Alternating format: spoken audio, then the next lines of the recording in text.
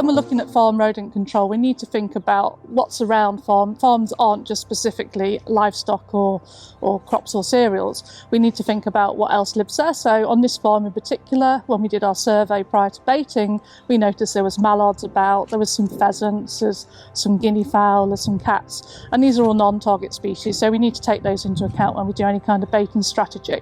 And we need to also think about what the implications are on those, should they get access to the bait. So we need to really think about that.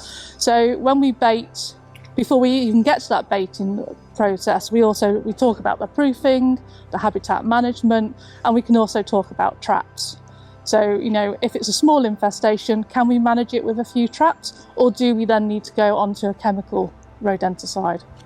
When they're using traps and they've done everything else, so they've done the proofing, they've done the housekeeping and the vegetation management, and they've started to get quite a few numbers on a regular basis in traps, and they've put quite a few traps down, and they think they're not getting control, then they need to look at using rodenticides. And which rodenticide they use will be dependent on non-target species and the environment and whereabouts they're going to be baiting. So, for instance, there are some rodenticides that you can use in and around buildings, and there are some rodenticides that you can use away from buildings in what we call open area use. And also how you're going to present that bait. So are you going to be presenting it into a burrow? So you're presenting the bait to the rat in its home, or are you putting it in boxes, or are you using covered and protected baiting techniques? And different rodenticides can be used differently, and that's governed by the active ingredients that are in them.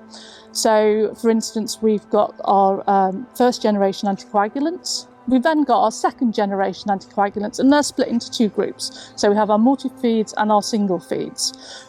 The multi-feeds, or the surplus baiting products, are based on bromadiolone or difenacoum, and you can use those away from farm buildings. So gamekeepers have been specifically trained in the use of these, and they've done a separate test so that they can use those in those open areas.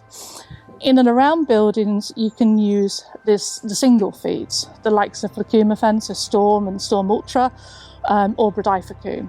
And they're what we call a single feed, so you bait it totally different to how you would if you were doing a surplus or a multi-feed bait. And then we've got the likes of Solantra, which has a different baiting technique, and that has speed baiting, and because Solantra contains cholecalciferol, it has a totally different mode of action to the first generation and the second generation, which are anticoagulants. So if you've got a very large infestation, you want to get control of it quickly, you'd probably use Solantra or a single feed.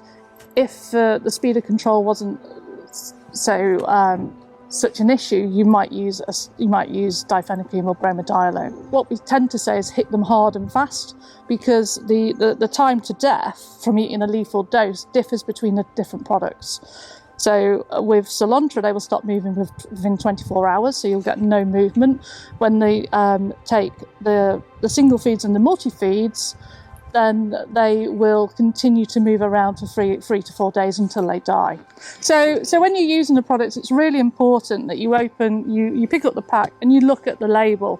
And most of the labels now are these booklet type labels, so you can open them up and you can see inside, it will tell you exactly what you need to do. So for rats, it says 200 grams every 10 metres. Or 200 grams in a burrow, or 200 grams of sewer. It then tells you to revisit that frequently over the first 10 days. If you're doing permanent baiting, it will explain to you again what to do then. And you must always search for dead rodent bodies and recover them. So usually with Storm Ultra or a single feed, you place it down on day 0, you then top it up on day 3, you'd go back on day 7, day 14 and day 21. And then with Solantra, it's completely different again, because this is speed baiting, so it's different to the other two types of baiting. Day 0, you put it down, you check it and fill it up within 24 hours, and then you go back 7 days. And usually what we found, especially on this farm, on day 7, we can pick it up and take it away because the treatment's finished, there's no more activity. So the other thing to remember is to keep records of everything you do. It's really important for farm assurance, for vets, for compliance purposes. So I came here yesterday and I baited this farm up. So I did a brief sketch of the buildings that we've been into today, and drawn out basically where I've put some baits, where I put some tracking patches. And then what I'll do in a bit is I'll transfer that onto a record sheet. And on this record sheet, you can see there's location, evidence, And so when we go back and we check those baits later, we'll have a look and see what the activity is, and we'll fill this in.